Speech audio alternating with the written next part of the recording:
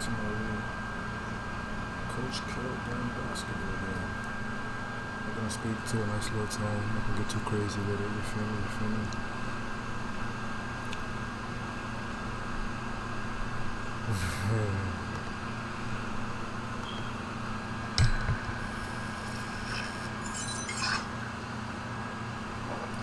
Well, you said at 5 years old you picked up a basketball, and it just came natural from that point on. Natural as can be. Natural as can be. To this day, I don't know if my dad took me and put the ball in my hand. I want to say he did.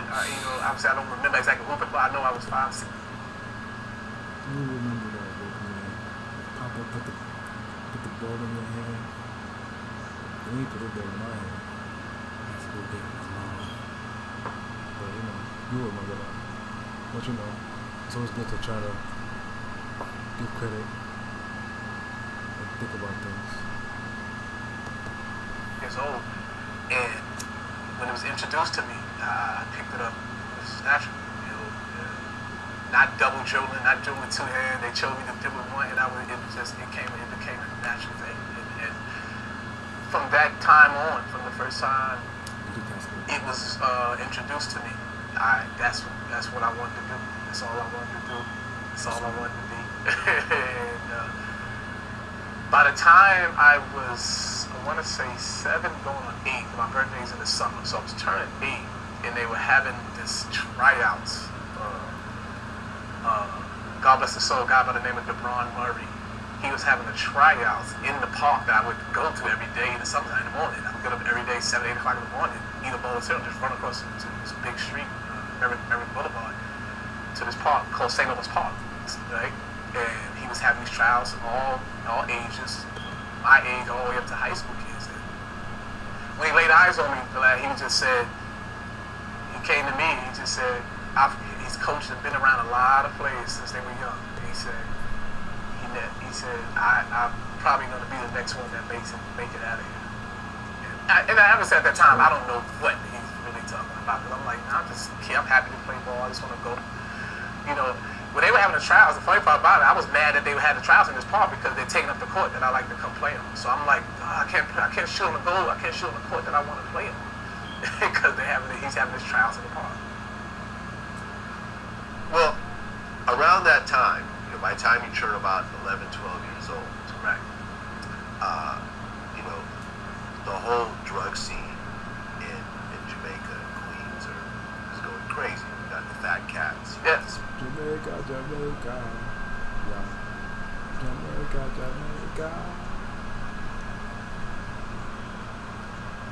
18. Let's get that crazy. Shout out to Queens, Queensbridge. Far out. City out there. The government put up now. I ain't gonna get into that. Yeah. You had the Patty Masons and so forth. And they would sponsor these big basketball tournaments. Yes, sir. And you had a coach, I guess, at your elementary school? Oh, man, my coach, one of the, God bless his soul, man, Greg Vaughn. God bless his soul, man. Another guy who had the chance to see me at a young age. I went to the elementary school. He was the coach of the basketball. He was the physics. I'm getting the fucking trade now.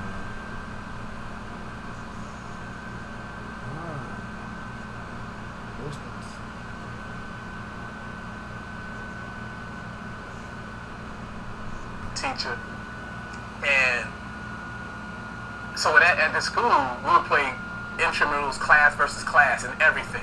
It would be wiffle ball, it could be kickball, it was 50-yard dash, and it was class versus class.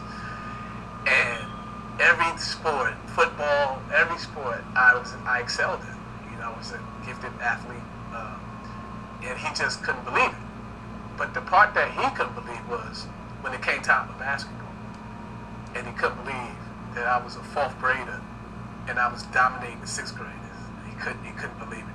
Now at this time, I had no idea that this guy, he was known throughout the neighborhood. He was a great guy, great man. Cared for the kids, cared for everybody.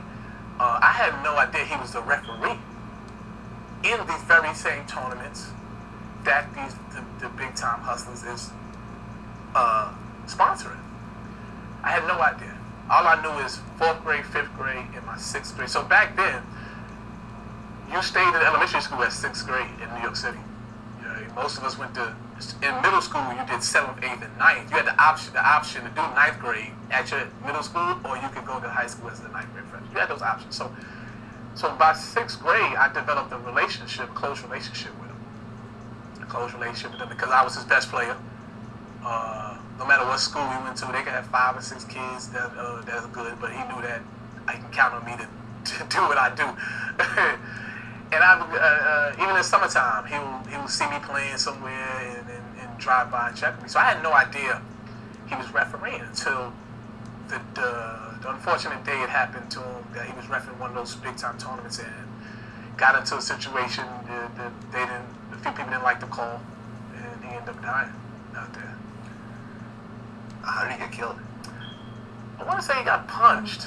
He didn't get shot. Anything. I text you. I said. As I text you, I said.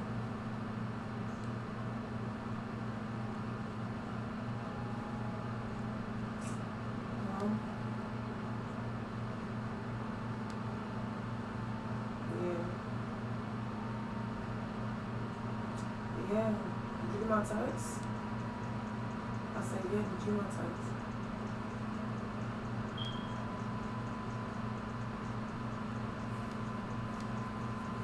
I ain't go nowhere.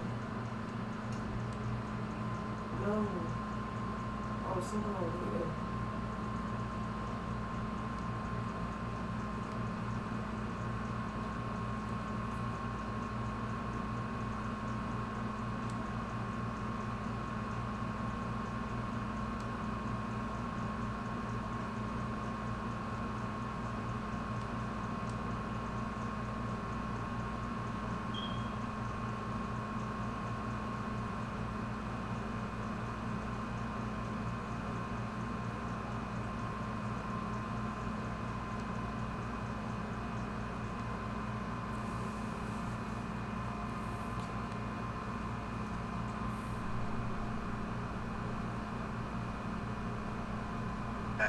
It was a punch. I think the punch was to the temple side, the temple of his head.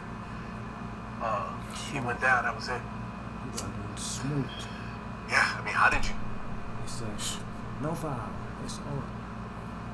He said, what? That's cheating. You don't need to bet money on the games, you know what I'm saying? So, back in them days, too, you know what I'm saying? A lot of niggas was getting proof. There's a lot of hand-to-hand combat.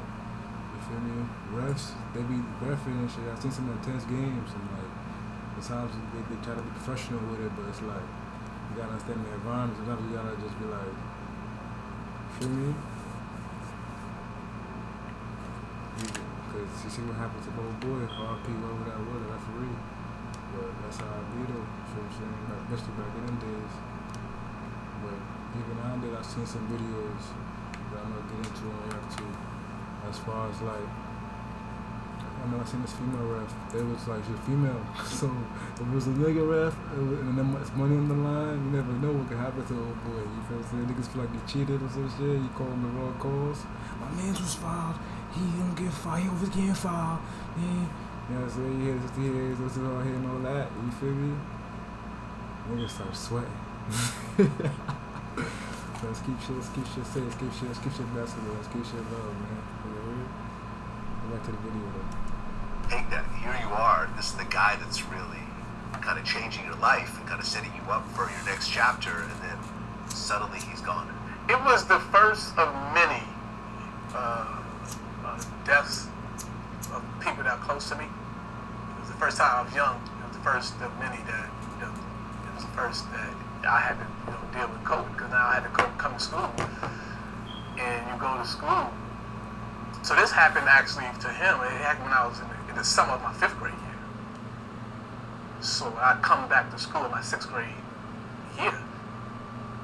He's not there. And it's somebody we leaned on. It's somebody, if I was in school, as well as other kids, it's somebody that you go talk to when things aren't. I just need somebody to lean on. That's a song. I don't know where I know that shit from. I know that's a song. I don't play 2K song from like, that shit's a little crazy. It's cool with team probably. I don't know. Somebody comment that shit. Description. Things aren't going where you're at home. When you feel some kind of way, when you feel down about situations at home, or something's going on outside in the neighborhood, and somebody can talk to because he's well aware, he's familiar with, everything that surrounds that neighborhood. Well, I mean, being in that type of environment, that was just one of the side effects of being in that environment. Yeah, I mean, a lot of people, got a lot of hustlers out there betting on the games. They feel that ref just messed up their $10,000. Yeah, they're gonna feel some type of. You see what I'm saying? They feel like a ref just fucked up their bag. It's like, nah, some people just feel like they always got somebody to blame. You know what I'm saying? Like sometimes it just be the game. For me, it just wasn't his day. The man's gonna come with it that today. You know what I'm saying? Like he not saying he ain't good for nothing, but like, you feel me? It's just saying it wasn't his day. Double up. You feel what I'm saying? Come with it. You feel me? But niggas don't be taking their L's lightly. You feel me? So that's why they got jails for. You feel me? It's crazy. Like, Peter. Hey, at that ref. Oh no! Listen, and it probably was more money than that. If you go back in that era with the players that was involved with the betting, it was a lot more than 10,000 might have been in the first quarter. So, everything is.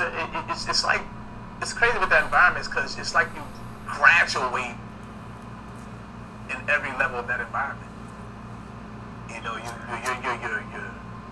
first a kid, you're okay, I live in a tough neighborhood, not to hang around this part, not to stand on this corner because this is going on in that corner, to go over here, hang out with your friends out here, to go to the park, go do that. And then when you get it and you keep getting older, each year, it's like you're graduating, not just from school, you're graduating from the other school of hard knocks. Yeah. Even if you're not involved, you'll graduate. As a flag. It's a hard knock life for us. It's a hard knock life for us. It's a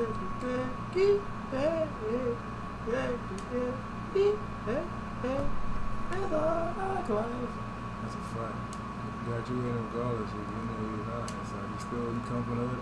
It's like that, like every hood from saying like niggas don't know.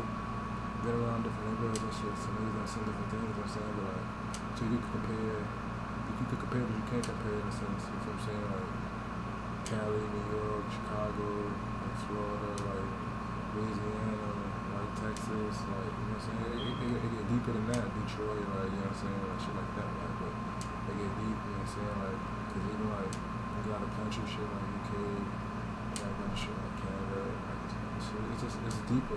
Africa. They coming for the children. I've been reading. I know what's up. I don't know what's going on. I don't know what is going on. I'm like fire right now. Yo, when I start uploading them videos, man.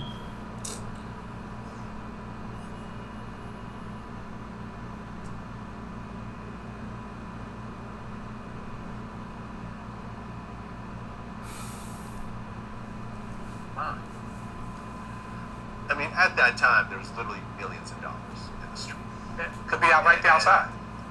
Yeah, just millions of dollars in the street. Whoever wants to join up, there's always a job for them. Carry this, look out there, sell this. Last week, you know everything, son. Yeah. It's $1 million in the street. It's always a job for everybody. You carry this and all this. Vlad always, that's why I make Vlad though, for real. He chime into the interview and give you his point of view from his perspective and his experiences. Regardless of if you feel like you know what we talking about or not, he's still gonna do what he's gonna do. Gotta love it.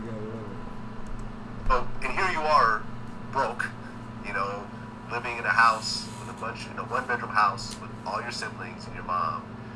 Was there ever, okay, I'm just gonna do this a little bit, jump in and out, or I'm just gonna dabble in this a little bit, or was basketball just television? So basketball was always the thing. You know, my heroes, my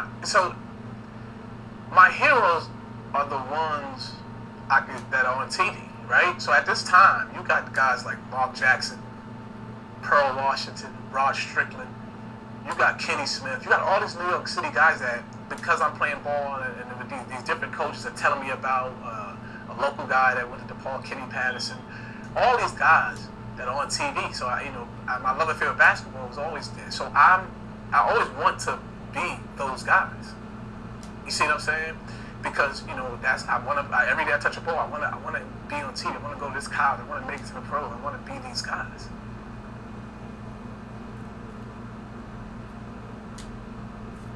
Alright. That's a fact though. What you mean coming up and shit? Playing the sport. People gonna compare to people regardless, different athletes, and you're gonna watch different things, and you're gonna wanna just live a certain lifestyle and stuff like that, and just get inspired to things. And people go by it different ways, like as far as like envy, jealousy, and all that shit is negative energy. And people look at it as like motivation. You know what I'm saying? Like, okay, like it's possible. Stuff like different things you see, different people you meet, different people like you know what I'm saying, as your family, you know, different things, like different experiences you have. It's just all tied up in one, you know. So